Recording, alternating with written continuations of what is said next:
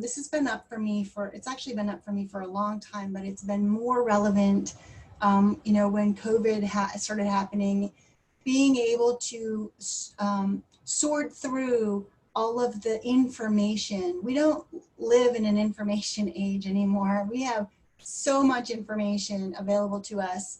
And a lot of times it can be very confusing.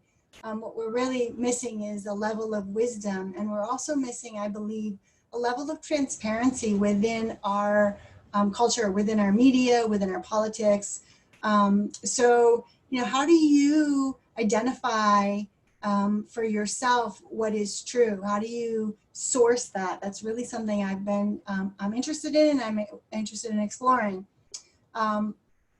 So with that line of thinking, the question that shows up for me is, what happens when something that you've declared as truth for yourself and you're standing on that as truth? What happens when that is identified as no longer true? What happens when that system or that structure breaks down and there's evidence that's brought to light that, you know, is backed scientifically through credible sources, that information is lacking, that what you thought was true is actually not true, or not as true as you thought it was. Like, how do you manage that? How do you deal with that? So that's really important, I think, because I think it's really easy when we're faced with what appears to be crises, right? We're in a very volatile time, and a lot of emotions can get triggered, and lower brain strategies want to fight for what we believe is true. It's important, though, to be able to back that truth through critical thinking. And what's your process? How are you engaging in that process of critical thinking? So something to consider, something to take a look at. The other thing that I'm fairly passionate about right now, and I want to share with you, there's a really great quote, and I'll post an image of it. Buckminster Fuller, his quote is, "You never change things by fighting the existing reality. To change something, build a new model that makes the existing model obsolete." You know, I just want to sit with that for a minute. You never change things by resisting by fighting the existing reality. To change something, build a new model that changes the existing model and makes it obsolete. So, and from a spiritual aspect for myself, I've always felt like when, you know, we've heard of what you resist persists. If you haven't heard of that, you're hearing it now. What you resist persists. The idea is that when you put energy into something, that it continues. That's what your frequency is. It's what you're resonating with. So what you resist persists. So anti-war protests back in the day, right, in the 60s, anti-war protests were not about peace. It was about not having war. It was against the war. So what's their energy really still focused on? The war. So same thing with anti-racism, which I think anti-racism is a concept that, you know, we shouldn't even be talking about it.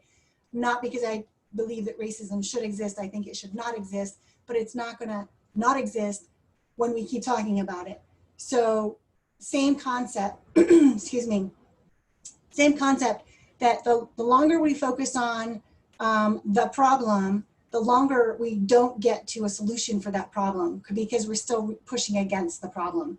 And I know I may be ruffling some feathers here, or some people may get their ire up.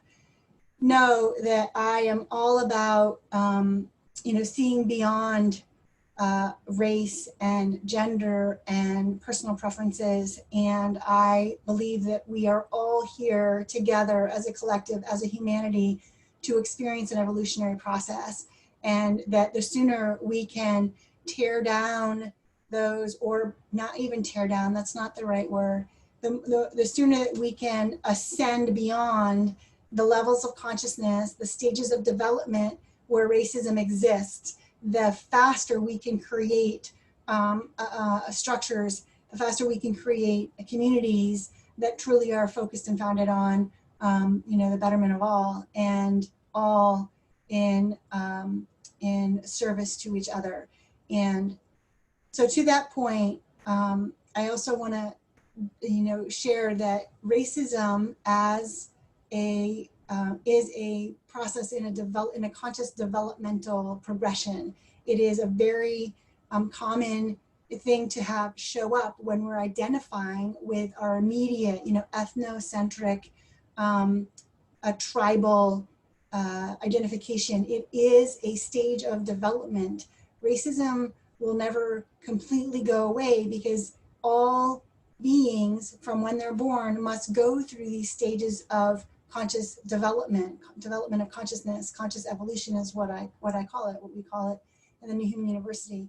It is a step along the rung of development, and it's important that we recognize that, and then we educate about it, right? We educate so that that person doesn't get stagnant in that level of development, and that it can rise up into the next level of development, where they can become, modern, postmodern, and then world-centric, and then actually develop a meta mind, vision, logic, systems thinking, which is, what's being required right now. We have some wicked problems in the world right now, and these problems will not be resolved. They cannot be resolved from the same kind of thinking that's created these problems. It is important, it is imperative, if we are to build a future, create a future that's sustainable for all of humanity and for the planet itself, herself, that we elevate our thinking, elevate our mind, body, relationships, and environments into a new structure.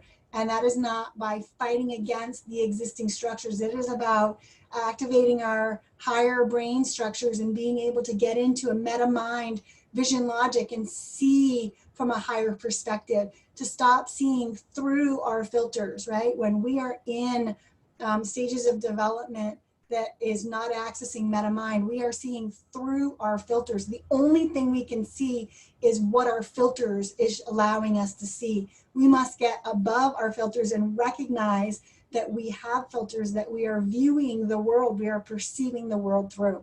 Super important. So whatever you need to do personally to awaken to this information, to awaken to the fact that there is an evolutionary process happening, there is a scientifically founded process that we go through in our consciousness, in our growth, in our evolutionary process. Research integral theory, spiral dynamics, and then get in a program to activate your higher brain, the higher constructs of your brain and mind. Get into a program. I I can't tell you enough how imperative it is now to be in that process. And, it's an investment in not only yourself, but in the future and potentially the future of the world. If we cannot make the shift into the next emergent level, then all that we've done up to this point will collapse. And this is not to be, creating fear or, over dramatization, but like, this is really important. And there's a part of me that believes that, we'll figure it out, and figuring it out might mean that, we as a species, are the next great extinction, and then maybe we'll have an opportunity to start over again. But how sad would that be if we couldn't, take advantage of the emergent inorganic technology that's arising within the human species, that's available to the human species, if we didn't take advantage of that and then shift into this new level of awareness and being in the world. So highly encourage you to do that. Go to my website. You can get a complimentary introductory offer. You can, for a very minimal investment, like less than $100, you can get an 8-week program, Pathways to Awakening.